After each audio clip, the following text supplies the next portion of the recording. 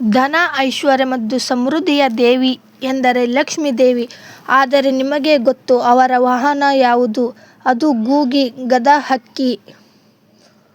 ಗೂಗಿ ಒಂದು ವಿಶೇಷ ಹಕ್ಕಿ. ಇದು ರಾತ್ರಿ ಸಮಯದಲ್ಲಿ ಸ್ಪಷ್ಟವಾಗಿ ನೋಡಬಲ್ಲದು. ಇದು ಏನು ಸೂಚಿಸುತ್ತದೆ ಗೊತ್ತಾ? ಅಂಧಕಾರದ ಜ್ಞಾನದ ನಡುವಿನ ಸಾಮರ್ಥ್ಯವನ್ನು. ಲಕ್ಷ್ಮೀ ದೇವಿ ಧನದೇವಿ. ಆದರೆ ಧನ ಬಂದಾಗ ಅದನ್ನು ಜ್ಞಾನದಿಂದ ಬಳಸಬೇಕು. ಗೂಗಿ ನಮಗೆ ಹೇಳಿದ ಸಂದೇಶವೇ ಇದು.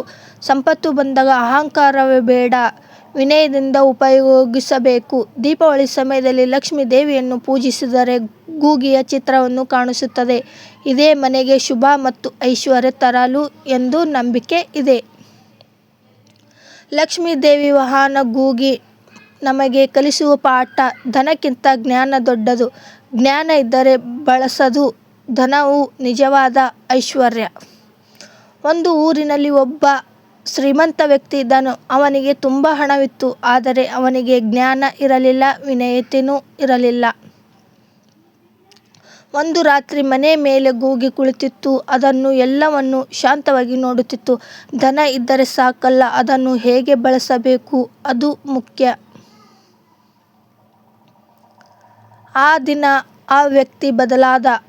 ಅವನು ತನ್ನ ಹಣದಿಂದ ಬಡವರಿಗೆ ಸಹಾಯ ಮಾಡಲು ಶುರು ಮಾಡಿದನು. ಅವನ ಮನಸ್ಸಿನಲ್ಲಿ ಶಾಂತವಾಯಿತು, ಮನೆಯಲ್ಲಿ ಸಂತೋಷವೂ ಹೆಚ್ಚಾಯಿತು. ದೀಪಾವಳಿ ಬೆಳಕಿನ ಮನೆ ಮಿಂಚಿತು. ಅವನ ಹೃದಯದಲ್ಲಿ ಜ್ಞಾನ ಬೆಳಕು ಮೂಡಿತು. ಅವನಿಗೆ ಅರ್ಥವಾಯಿತು, ಧನಕ್ಕಿಂತ ಜ್ಞಾನವು ದೊಡ್ಡದು. ಲಕ್ಷ್ಮೀ ದೇವಿ ವಾಹನ ಗೂಗಿ ನಮಗೆ ಕಲಿಸುವ ಮಹಾಪಾಠ: ಐಶ್ವರ್ಯ ಬಂದಾಗ ಅಹಂಕಾರ ಮಾಡಬೇಡ, ಜ್ಞಾನ ಮತ್ತು ವಿನಯದಿಂದ ಜೀವನ ನಡೆಸುವುದು. ಬೆಳಗಿನ ಸೂರ್ಯೋದಯ ಜೊತೆ ಹೊಸ ಜೀವನ ಆರಂಭವಾಯಿತು. ಆ ವ್ಯಕ್ತಿಯ ಮನಸ್ಸಿನಲ್ಲಿ ಈಗ ಅಹಂಕಾರ ಇರಲಿಲ್ಲ. ಅವನು ಪ್ರತಿದಿನ ದೇವಸ್ಥಾನಕ್ಕೆ ಹೋಗಿ ಪ್ರಾರ್ಥನೆ ಮಾಡುತ್ತಾನೆ. ನನಗೆ ಧನ ಕೊಟ್ಟಿದ್ದೀ ಸಾಕು, ಅದನ್ನು ಸರಿಯಾಗಿ ಬಳಸುವ ಜ್ಞಾನವನ್ನು ಕೊಡು ಎಂದು ಬೇಡಿಕೊಳ್ಳುತ್ತಾನೆ. ಅವನು ಬಡ ಮಕ್ಕಳಿಗೆ ಪುಸ್ತಕಗಳನ್ನು ಕೊಟ್ಟು ಶಿಕ್ಷಣಕ್ಕೆ ಸಹಾಯ ಮಾಡುತ್ತಾನೆ.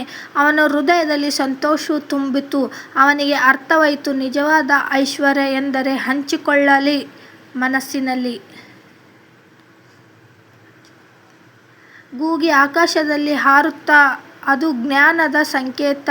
ಎಲ್ಲರಿಗೂ ಸಂದೇಶ ನೀಡಿತು: ಧನ ಬಂದಾಗ ಹಂಚಿಕೊಳ್ಳಿ, ಜ್ಞಾನ ಬಂದಾಗ ಬೆಳೆಸಿ, ವಿನಯ ಇದ್ದರೆ ಜೀವನ ಸುಂದರವಾಗುತ್ತದೆ.